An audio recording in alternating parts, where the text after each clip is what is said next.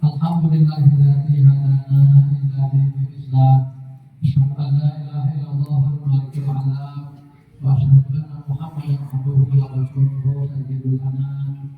Allahumma shalli wa sallim wa barik ala sayyidina Muhammadin wa ala alihi wa ashabihi al-kiram. Amma ba'du fa ya ibadallah ittaqullaha haqqa tuqatih wa alamu anna Allaha ma'al muttaqin.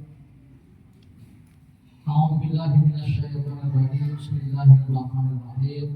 Ya ayyuhalladzina amanu taqullaha wa kunu ma'as shadiqin. Shadaqallahul azim. Hadirin kaum muslimin sidang Jumat rahmatullah. Alhamdulillah wa syukur ala nikmatillah. Puji dan syukur kita panjatkan kehadirat Allah Subhanahu wa taala yang memberikan kepada kita berbagai macam kenikmatan yang sangat banyak. Nikmat sehat, jasmani dan rohani kita, nikmat banyak usia kita, terutama nikmat yang paling besar yaitu nikmat iman dan Islam. Yang dengan berbagai macam nikmat dari Allah kita masih bisa menjalankan segala kewajiban kita, terutama melaksanakan ibadah Jumat ini. Mudah-mudahan segala amal ibadah kita diterima oleh Allah Subhanahu wa taala. Salawat dan salam semoga tercurah selalu kepada junjungan kita Nabi besar Muhammad sallallahu alaihi wasallam, para keluarganya, sahabatnya dan kita sebagai umat. Pada kesempatan ini hati berwasiat marilah kita tingkatkan iman dan takwa kita kepada Allah Subhanahu wa taala yang berdasarkan firman Allah dalam Al-Qur'an. Hanya dengan iman dan takwa itulah kehidupan penduduk suatu negeri akan penuh dengan limpahan barokah dari Allah Subhanahu wa taala. Hadirin kaum muslimin sidang Jumat rahimakumullah. Salah satu tujuan yang besar kita melaksanakan ibadah saum Ramadan adalah kita memiliki kemampuan mengendalikan diri, mengendalikan nafsu, mengendalikan hawa nafsu. Nafsu itu istilah dalam bahasa Arab yang sudah diadopsi menjadi bahasa Indonesia, bahasa Sunda, nafsu. Di kita itu ada nafsu. Secara teori, nafsu itu dalam perspektif Islam adalah sebuah potensi. Potensi dalam diri manusia, abstrak memang tidak terlihat, tapi bisa melahirkan, menggerakkan perilaku. Al-Quran menyebut paling tidak 3 istilah nafsu itu. Pertama, tidak terbaca secara jelas namanya. Yang kedua dan ketiga terbaca secara jelas namanya. Pertama, kita mengenal nafsu amarah, nafsu amarah yang kata para Sunda. Nah, lanjut nafsu mumbar amarah, nafsu mumbar kaduhum badan anu kaduhum. Itulah potensi dalam diri manusia, dalam diri kita yang banyak mendorong orang berbuat maksiat, berbuat dosa. Dari mana asalnya? Dari mana sumbernya? Pertama dari bisikan setan. Dalam diri kita ada bisikan setan yang tidak terasa cara berbisiknya itu. Jadi Ibnu Adam majran kami seperti mengalir-aliran darah, tidak terasa, tapi ada bisikan setan. Dan kata Allah yuwaswisu fi sudurin. Ada bisikan setan, ada potensi nafsu amarah itu dalam diri kita. Maka ketika keduanya bertemu dan pertahanan orang tidak kuat untuk mengendalikannya, maka lahirlah perilaku berlebihan negatif, dosa, maksiat dan sebutan lainnya.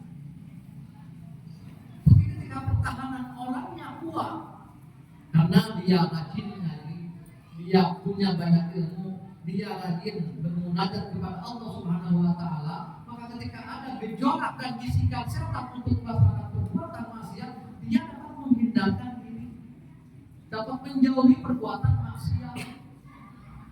Sebab setan kan Iblis sudah bersumpah, sudah berkata kepada Allah akan menggoda manusia dari berbagai arah, min bani aidihim wa an aymanihim wa an syama'ilihim, dari depan, dari belakang, kanan, kiri akan aku goda manusia semuanya untuk menjadi temanku nanti di neraka di Allah.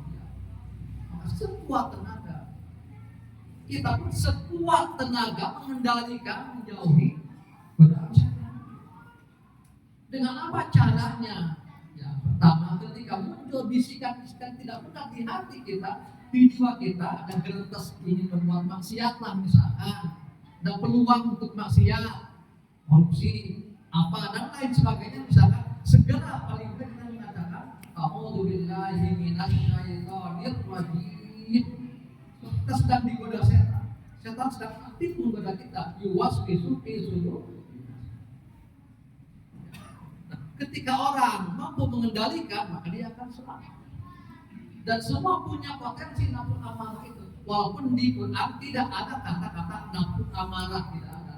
Ini terinspirasi dari Quran surah Yusuf ayat 53. Wa ma ubarri'u nafsi innan nafsala ammaratun bisu'i illa ma rahima rabbi. Kata sebagian mufasir, perkataan ini keluar dari mulutnya perkataan Nabi Yusuf alaihi salam yang karena sisi kemanusiaannya hampir tergoda setan, terjerumus pada perbuatan maksiat, tergoda oleh kecantikan istri pembesar Mesir waktu itu. Hampir terjadi. Yusuf digoda oleh Imratul Aziz yang kita katakan Siti Julayha saudara Sultan. Hampir tergoda karena Yusuf itu manusia yang punya potensi dorongan untuk berbuat maksiat. Untungnya Nabi Yusuf saat itu langsung ditolong dan diselamatkan oleh Allah Subhanahu wa taala. Kan dia tahu dimaksud oleh Allah. Dia menghindar karena diperlihatkan pada ayatnya saat. Dan selamatlah Yusuf dari perbuatan maksiat itu. Ya, karena dia ditolong, diselamatkan, dijaga langsung oleh Allah Subhanahu wa taala. Dan Allah kata-kata wa ma ubaddi'u nafsi inna nafsala ammaratun bisu'i illa ma rahima rabbi. Kalau dia mengatakan bahwa kata-kata itu muncul dari Imam Aziz, nah itu sudah banyak sama. Dia tersadarkan untuk Yusuf menghindarkan, dia tersadarkan juga terselamatkan. Dia mengatakan wa ma ubaddi'u nafsi inna nafsala ammaratun bisu'i illa ma rahima rabbi. Selamatlah keduanya dari perbuatan maksiat. Kita pun senantiasa digoda oleh setan itu untuk melaksanakan perbuatan maksiat. Maka cara menangkalnya ya perkuat iman kita, perkuat akidah kita dengan cara memperkuat ilmu kita, memperkuat pengetahuan kita, rajin ikut pengajian, rajin baca Quran, rajin baca tasbih, rajin baca doa, sebagainya, agar kita senantiasa dijaga, diriksa, dilindungi oleh Allah Subhanahu wa taala. Dan kalau orang sampai terjerumus pada perbuatan maksiat, ada fasilitas dari Allah yaitu taubat. Dengan taubatan nasuha, tubu ilallahi taubatan nasuha. Jangan sampai berputus asa. La taqnatu min rahmatillah, innallaha yaghfiru dzunuba jami'a. Kalau sekiranya suatu saat kita terjerumus pada perbuatan dosa, kita melaksanakan dosa, jangan putus asa, bertobatlah kepada Allah dengan taubatan nasuha. Bertekad sekuat tenaga tidak akan mengulangi perbuatan itu lagi.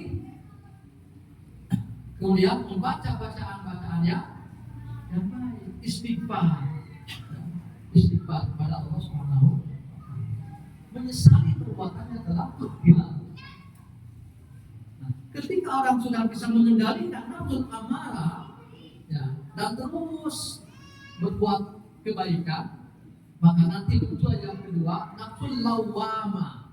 Ini lebih tinggi tingkatnya dari nafsu amarah. Nafsu lawwamah itu potensi dalam diri manusia yang terkadang menjadikan dia mengoreksi diri, mencela diri ketika berbuat maksiat atau ketika tertinggal perbuatan taat. Jadi ketika seseorang melaksanakan perbuatan maksiat atau tertinggal tidak melaksanakan perbuatan taat, ada semacam penyesalan dalam dirinya. Ada rasa sedih dalam dirinya. Kenapa saya sampai tadi berbuat maksiat? Kenapa saya sampai tadi berbuat maksiat? Kenapa saya sampai tadi tidak mengerjakan perbuatan kebaikan? Ada penyesalan. Itu lebih bagus. Kalau dia menyesal tadi berbuat maksiat, dia tobat kepada Allah dengan taubatan nasuha. Kalau dia menyesal tertinggal perbuatan baik kepada orang lain, maka dia mengikuti melakukan perbuatan baik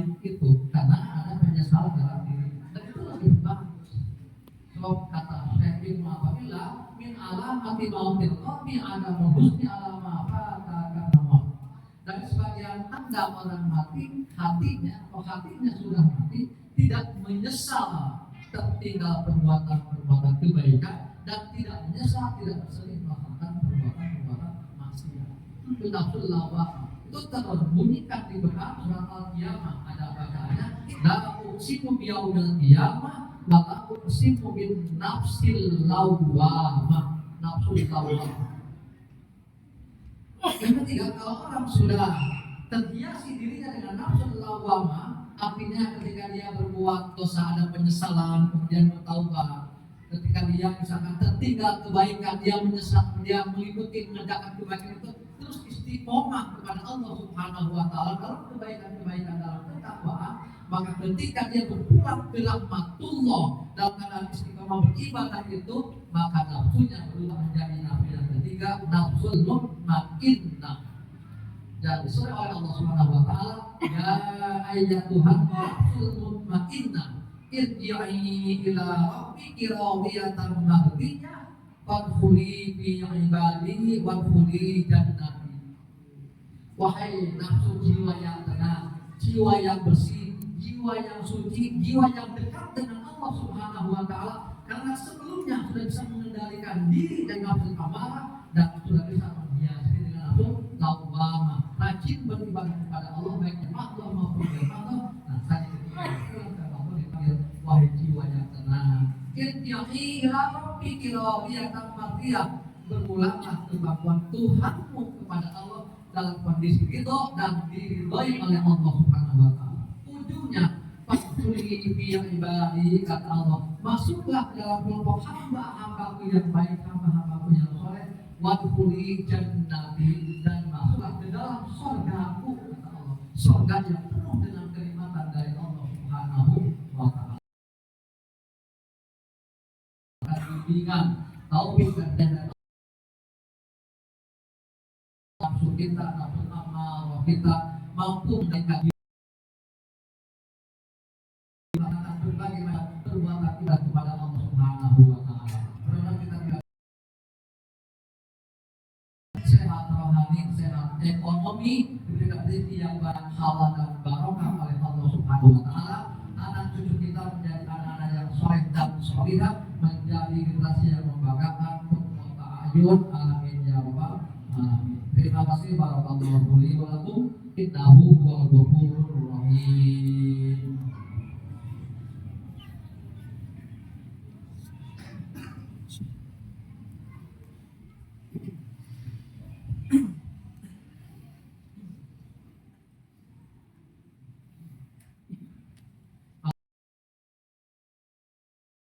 Al-Muttaqin wala udwana illa 'alal zalimin. Asyhadu an la ilaha illallahul malikul haqqul mubin wa asyhadu anna Muhammadan abduhu wa rasuluhu shadiqul wa'dil amin. Allahumma shalli ala Muhammad wa ali Muhammad. Ya ayyuhan nasu ittaqullaha haqqa tuqatih.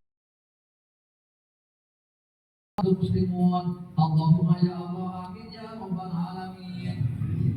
Allahumma fil mu'minina wal mu'minat wal muslimina wal muslimat al ahya'i minhum wal amwat bi rahmatika ya arhamar rahimin. Allahumma ansur ikhwanana al muslimina fi Palestina wa dammir a'da'ana Israel ayyuhum tadbiran katsiran bi rahmatika innaka ala kulli syai'in qadir. Rabbana atina fid dunya hasanah wa fil akhirati hasanah wa qina adzabannar. Rabbana taqabbal minna innaka antas samiul alim wa tub 'alaina innaka antat tawwabur rahim. Subhana rabbika rabbil izzati amma yasifun wa salamun 'alal mursalin.